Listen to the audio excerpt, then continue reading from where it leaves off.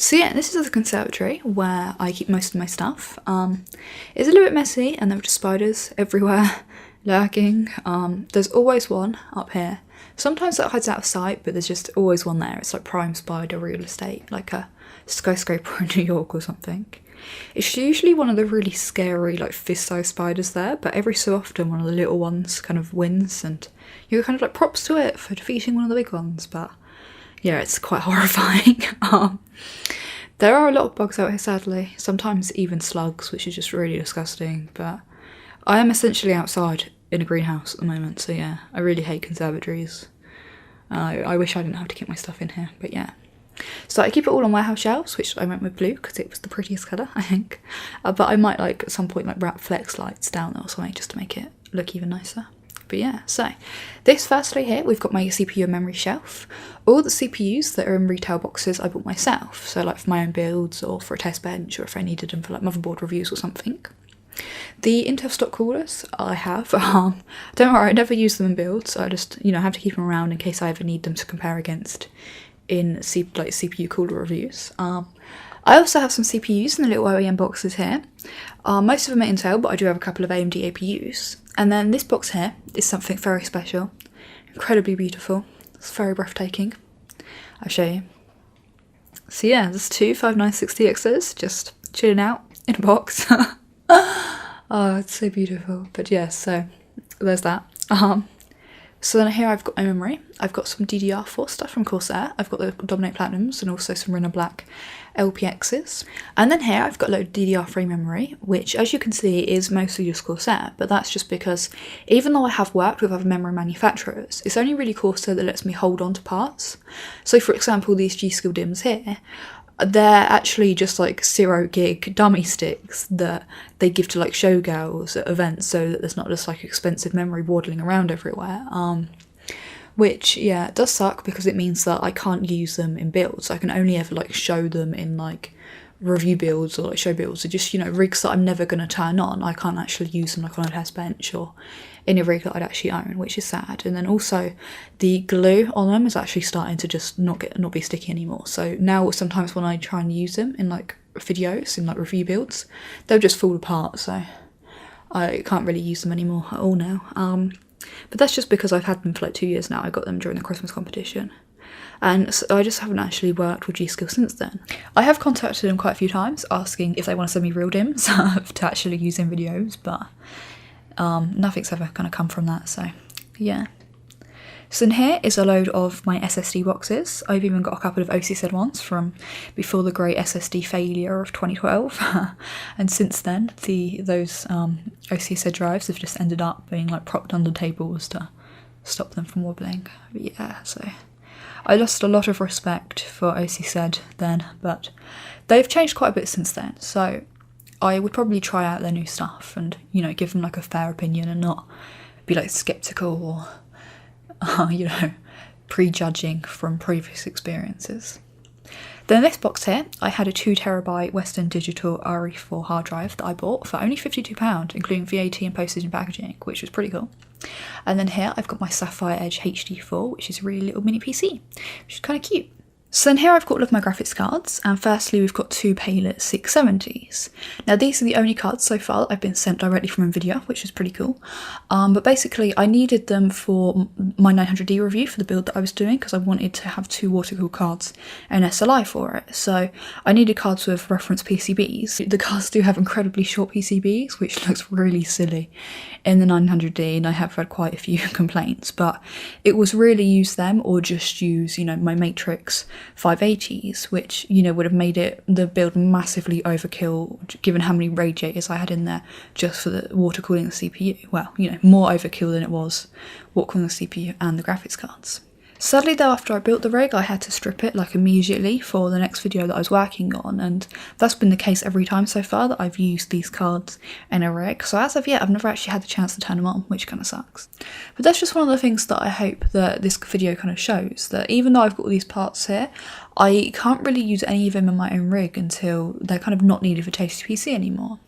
And like when I first started TastyPC, obviously I had the two 580s in my main rig, but I then had to swap down to just the 560 Ti in my main rig because I needed the 580 spare for videos, like builds for case reviews and the like. So it's actually only the past few months that I've had a graphics card spare to be able to have a more powerful GPU configuration in my rig than two 580s. But yeah, so here I've got the two 580s and also a 560 Ti, and I owned these way before I started TastyPC. In fact, these were the only cards that I owned before starting TastyPC and the first cards that I ever bought. So that kind of shows you how new I am to PC still, especially because I kind of consider these retro parts. And like if I was going to be building a retro rig, it would have like a 560 Ti in it and a 2500K.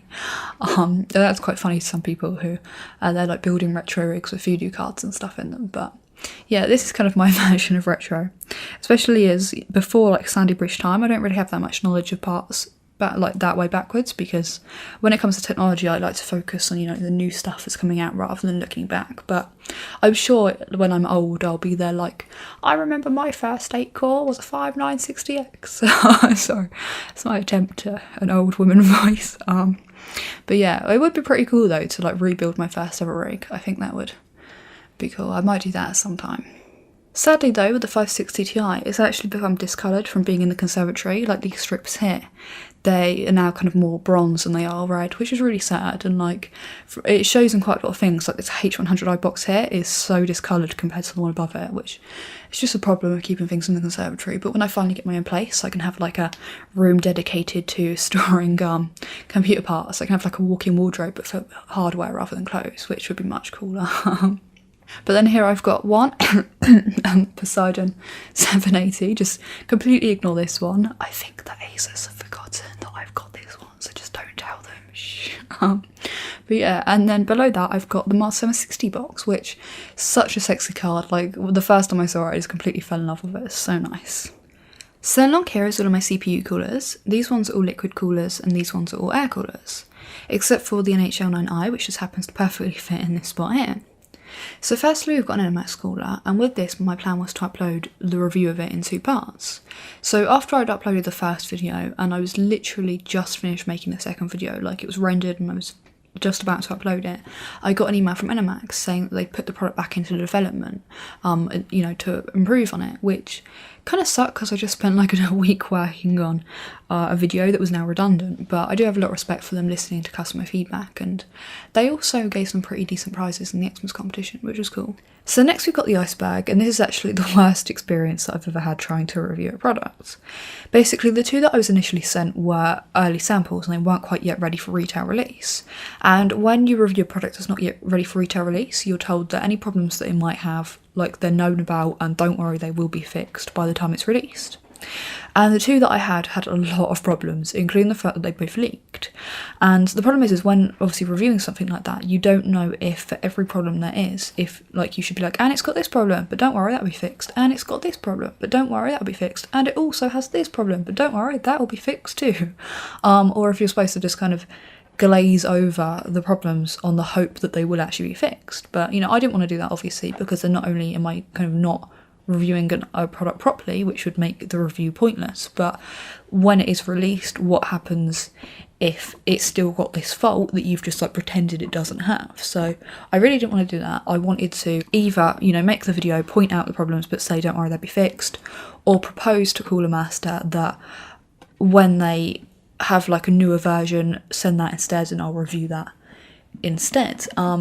Yeah, so that can be the problem with reviewing products sometimes. And I realise that there are some people who think that reviewers don't do a lot of negative reviews, but at the end of the day, you either review a product that you want to review and it's going to be fun, or you know, the idea of reviewing a product that's poor is just, it's not very like, you're like, oh god, I've got to review this product that I hate. You don't want to do that. You want to review the exciting stuff that you love, you know. But yeah. And then we've got the air coolers. Now the Hyper 212 here is a really great cooler, especially for the money, so I would definitely recommend it for budget builds. We've got an NHD15 here, which is my newest addition to the collection, which Vinoxtra were nice enough to send me when I asked if I could use it in some videos, and you might have seen me just use it in the same passive build that I did, which is, you know, it's a really great cooler. It's fantastic for the same passive build.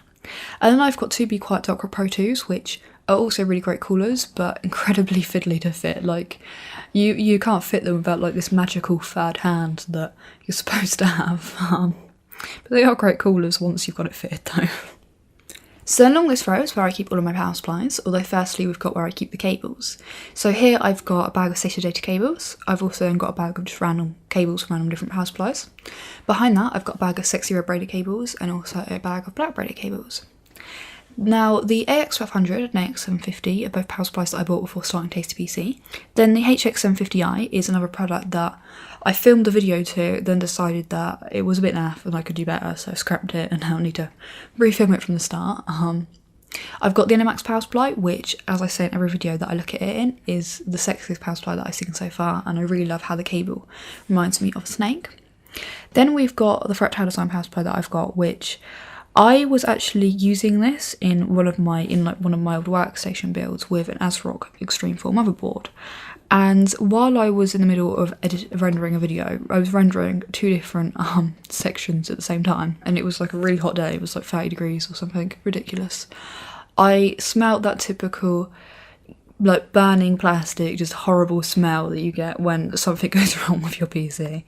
And I was like, oh no. So after a while of trying to work out what it was, basically the 8-pin CPU power connector off on the end of the power supply cable had fused to the 8-pin CPU power connector on the motherboard, which is annoying obviously because the power supply isn't modular, so I ended up having to cut the end of the cable off to be able to get the power supply out of the case. And I'm pretty sure that it was the motherboard's fault that this happened, and that if I just put a new 8-pin CPU power connector on the power supply, it will run fine.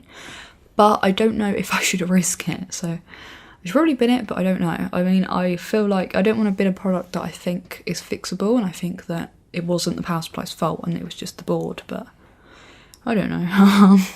But yeah, so in some of my videos I do get complaints about using kind of overkill power supplies or the wrong power supply for the job.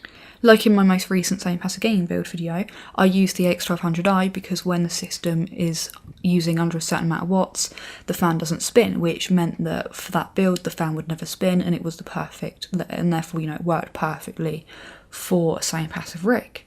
But obviously I got complaints saying that it was way overkill having a 1200 watt power supply for a rig that, you know, for a rig like that, and that I should have bought either a fully passive power supply or I should have just bought a lower watt power supply. But I don't really see the point in like saving for a few months to buy like the perfect power supply for the job when I do have power supplies here that will still do the job completely fine. And then also with the XFX power supply here, this is the only power supply that I've actually had the chance to review because I made the video for Hardware Heaven and they've got the equipment to be able to test power supplies, so that was kind of cool. So then this here is my peripherals shelf, although I don't keep all of my peripherals here because obviously the ones that I use every day are in my bedroom on the desk.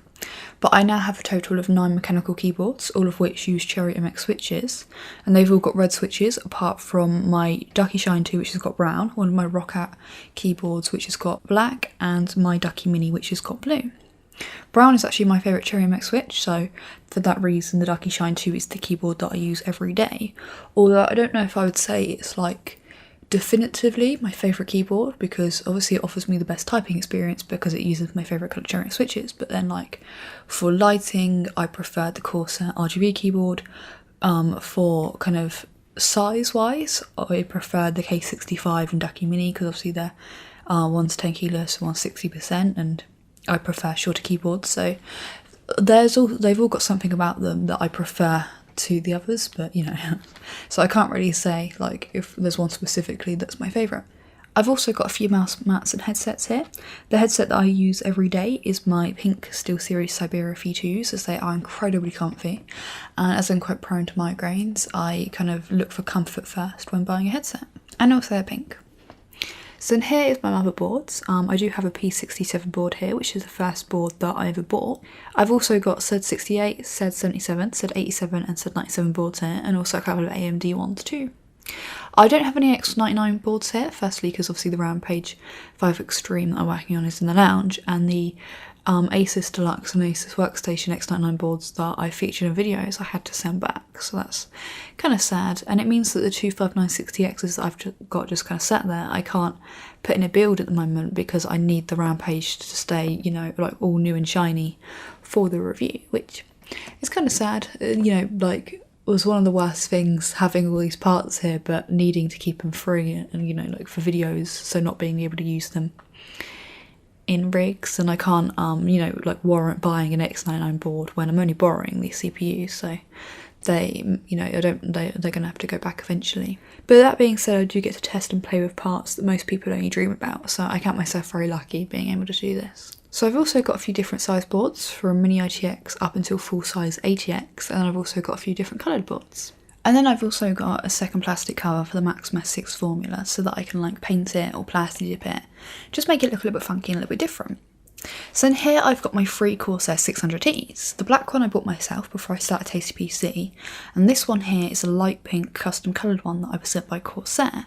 It's a sack shade, it's Mary Kay Cadillac pink, but on camera it does look very white, especially under bright white studio lights. So for that reason, Corsair then sent me a second pink 600T, which is hot pink, and I really love it. But I haven't as of yet put a build in it, which completely sucks. So what I'm thinking of doing is moving the same passive gaming rig that I just built into this case instead, and then using like the mesh side panel with that. Because even though the build's doing perfectly fine where it is at the moment in 730T, I just really want to get some use out of this case before it kind of becomes like obsolete. So then below that is my collection of radiators. They are all alpha core, as you can see, and they were sent to me by Aquatuning, which I'm very, very thankful for them sending to me, because they come in so helpful in things like case reviews and builds and all sorts. They're just like a completely lifesaver to have sometimes, so I really love the collection. It's really great. This little rad down here is actually from the first time that I ever water cooled a rig before I started TastyPC. But yeah, so there are a few that I kind of don't have that I'd ideally need. So mainly just rads in like the 140mm fan rad range, so like a 280 rad mainly, so that when I'm doing like a case review and I want to show clearance for a 280 rad, I don't have to use like the H110, because then, you know, if I fit it and I don't have a motherboard fitted yet, I've just kind of got the block like just like swinging around. But yeah, so that's kind of cool. I've also got a white prototype radiator that Aquatuning sent me when they were originally looking into making white radiators, which was pretty cool. Then this box here is where I keep all of my fan accessories, so things like low noise adapters, fan extension cables, you know, things like that. And underneath is where I keep my Monsoon kind of like rubber water cooling fittings. So I've got, you know, compression fittings, rotaries, like 45 degree, 90 degree rotaries, and then I've also even got some Mod My Toy ones with like the carbon strip, which I really love how it looks, but I know some people think it looks kind of a little bit tacky. But yeah, that's cool. These were all sent to me by Monsoon, so I want to give a big thank you to them. Although these individual ones here I bought so that I could, you know, so that in my review of Monsoon's fittings I could show all of their different range of colours and sizes. So then here is my water cooling shelf. So firstly I've got a load of tubing, master clear tubing. I've got it in just clear, I've also got blue, and I've got pink, even though it looks red under most lights, but that's fine because I tend to like, I love making red and black builds mainly, like that's my main colours when it comes to builds. Then this little box here is just kind of random spare compression fittings that I lost the boxes to, or the packaging to, so they sit in there where they're all safe. These cutters here, which are very, very good for when water cooling. I get a lot of people asking me where I bought them, and I just picked them up from Scan. So yeah, then here I've got a load of Monsoon hardline fittings, which Monsoon sent me, along with some hardline acrylic tubing, as you can see. Also a heat gun, a pro hardline bending kit, which is pretty cool, and I will be definitely making a video on, but after I've actually done a hardline acrylic build. The plan for that was to originally do it in the 760T, so I think now I'm doing it in the 780T once I've done the once I finish the review on that, which is great because I'm really looking forward to having a go with it. It'll be fun. It'll be, the only problem that I can see is that I'm not very creative, so when I do like a water cooled loop, I just look for like the shortest tubes that I can have. So I'm like, you know, I'd like pick the quickest routes that I can with the tubes, but this you've actually got to like be like, and it will look better if it goes down here and then along here. That's kind of the bit that I'm missing, so it could just look, it might not look fantastic. But yeah, so I do have a pretty decent amount of water cooling stuff, although I only have one D5 pump, which sucks because that's like my favourite pump to use and the pump that I want to use when I do water cooled builds. And because I've got one of them, it means that I have to keep it spare for like case reviews and review builds and things like that, which means that I can't actually water cool my own rig, which is very sad. But yeah, so a lot of this I got sent from Monsoon, which was nice of them. A lot of it I got sent from Aqua Tuning as well. And then like just things like the tubing and whatnot I bought myself. The red coolant at the back there was sent by Mayhems. It's like Iron Man red coolant that I used in my XLR2 build that I did. But I've had it for so long now that it probably won't be, I probably can't use it in any more builds, which is kind of sad. And then here I've just randomly got part of a fan wall that I started building. Basically I thought it would look a lot cooler to have a fan wall as my backdrop rather than the red curtains. But then after I built kind of like 4 or 5 lines worth, I needed some of the fans off of it for a video, so I ended up having to cut it apart. But I might have a go at rebuilding it and just not putting in the fans that I need, so leaving the Noctuas and the Air Series fans and stuff like that out of it. But yeah, so that could be cool, but I don't really know. It's quite heavy, so I don't know how I'd secure it up without it like falling over. But yeah, so down here is a load of fans. I've got this little box here where I keep my Noctua and FF12s. I've also got my industrial Noctuas and all my LED Corsair fans. Now the Noctua and FF12s were actually the first product that I was ever sent, which is really nice of Noctua, and you know, it's brilliant. I was very happy about that. It was really exciting the first time you get a product sent. Well, it's still exciting when you get sent like a new GPU or something like that, but you know, like the very first time you get sent a product from a manufacturer, it's just like throw a party. But yes, then we've got the industrial fans, which are amazing. We've got the LED fans, and then these 2 boxes here are mostly OEM fans, but I've also got fans like, you know, Be Quiet, Silent Wings, parts like that. A couple of them I was sent from Overclockish UK for one of my original fan videos, because I used to obviously just focus on fan reviews, which is kind of cool. I still got the smoke machine somewhere actually, so I could always do like another smoke video at some point. Now here I've got a load of rings for Air Series fans, and you might have noticed that there wasn't any of like the Air Series like SP or AF fans here, and that is because I've actually got a box just for Air Series fans up on this shelf here, which I've added little like door handles to from the kitchen cupboards because I wanted it to look like a cupboard. I kind of stinged these and the family don't know they're here, so I'm sure they'll ask for them back later on today, but yes, so I thought it looked cute, like a little cupboard, but okay, never mind. But yeah, so I've got all my Air Series fans in here, and then obviously I've got all my other fans there. I don't really know what to do with the rest of them at the moment. I'm kind of running out of space. So like all the products that you saw in the lounge on the film shelf, most of them I've got to send back, but things like the Corsair RGB K70 mechanical keyboard I imagine I'm going to get to keep, so I don't really know. Like, as you saw, my peripheral shelf is very full, and that doesn't even include things like the Lucky Shine 2 box, which is in the bedroom, you know, other boxes that are in the bedroom too, so I'm definitely going to have to kind of do a rearrange again soon, but I don't really know what my plan is there. So here we've got my Behemoth collection of cases. These 4 here have still got kind of rigs in them, or part of rigs in them, and need to be fully stripped before they can go kind of back in their boxes, if I can even find their boxes now. This is my kind of row of mini IGX ones with some exceptions, and then I've got cases all along here and up here too. So I've got the 900D and the 800D, which is actually the first ever case that I bought. So down here I've got the C70, and this is the first case that I've ever received from a manufacturer, and as I actually received it before kind of NDA lifted, it was also kind of the first time that I was under NDA, and I have to say, given how popular the case was, my review of this was kind of what put the channel on the map, so to speak. And then here I've got 2 Fractal Design Arc Minis, one that I bought before TastyPC, and the other that I was sent by them to mod because I thought it'd be a great idea to rivet out the optical base, but I just never got around to it, and then obviously they released the Arc Mini R2 where the optical bay is only held in by screws, so it's kind of a pointless mod now. So yeah, I'm running out of space with all these cases here, but I can't really do anything with them because I'm like notorious for losing screws and PCI covers and all sorts. Like these 2 boxes down here are just filled with hard drive cages and optical bays and other, you know, things that I can't fit back into cases because I've lost the screws for it. So for that reason, I can't really give away any of the cases because obviously if I was going to give a prize, I want it to be all like new and shiny instead of its wrapping. I want it to be kind of scratched up and missing half its screws and half its PCI covers.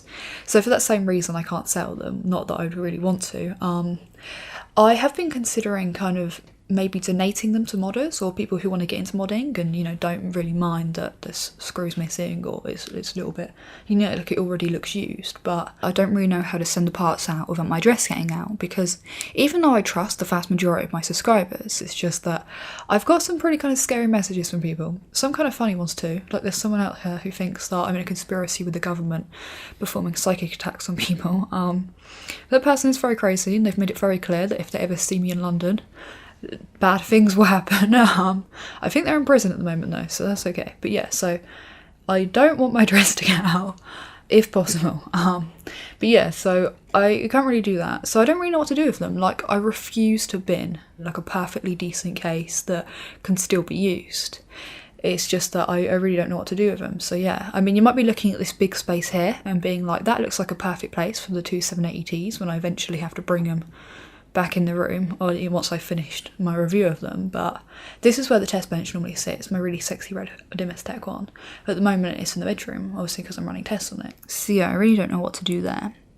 But you might have noticed my GT Omega Racing Supreme cockpit, which I really like, and on that I've got a Thrustmaster TH500 RS steering wheel and pedals, and also one of their TH8 RS gear sticks.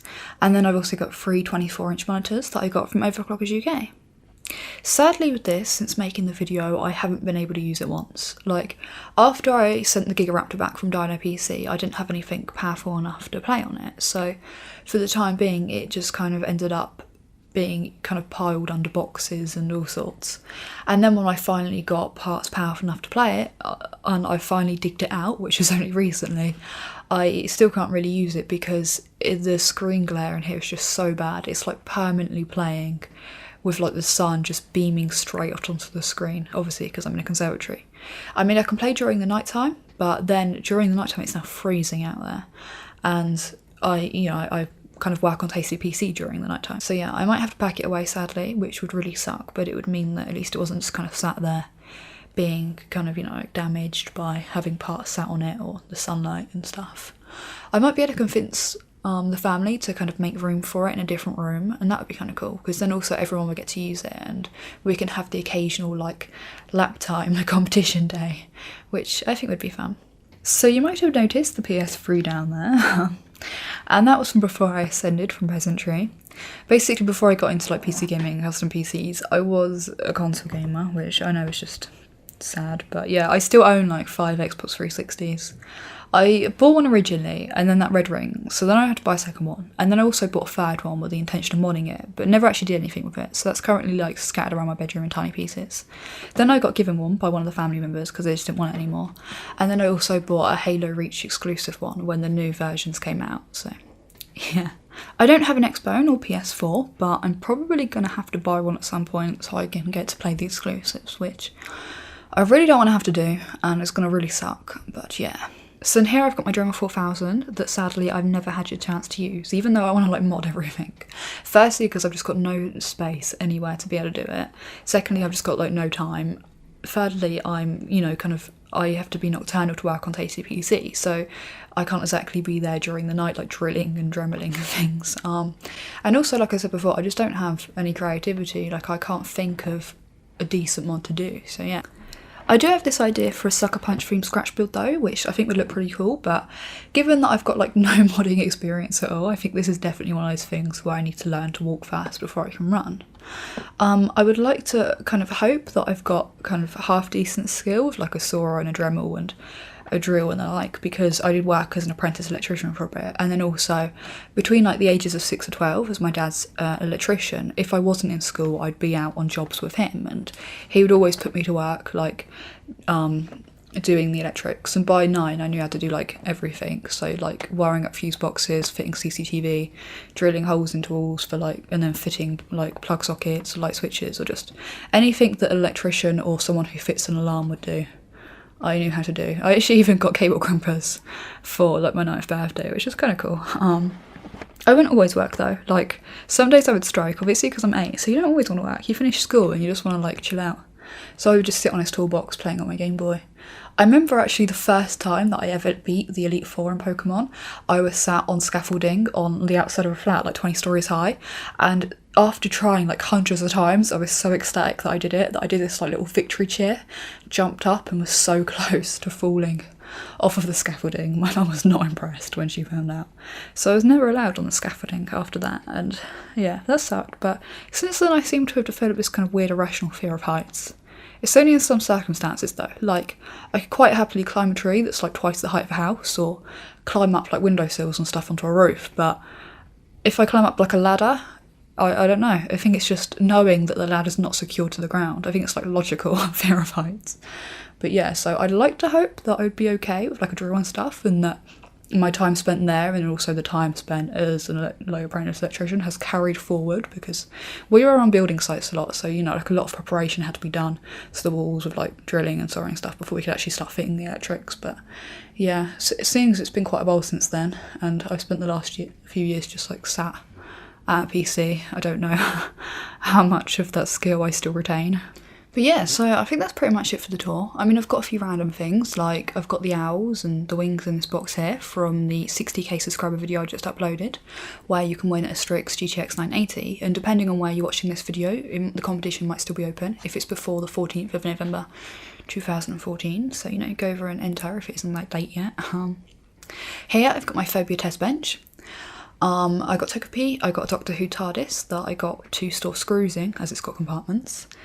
And then here I've got a funk balloon, which is a really massive balloon. Basically, like 3 years ago now, I think it was, Funk posted a picture on their Facebook page of this little kid with this giant balloon that was bigger than him, and I was like, I want one.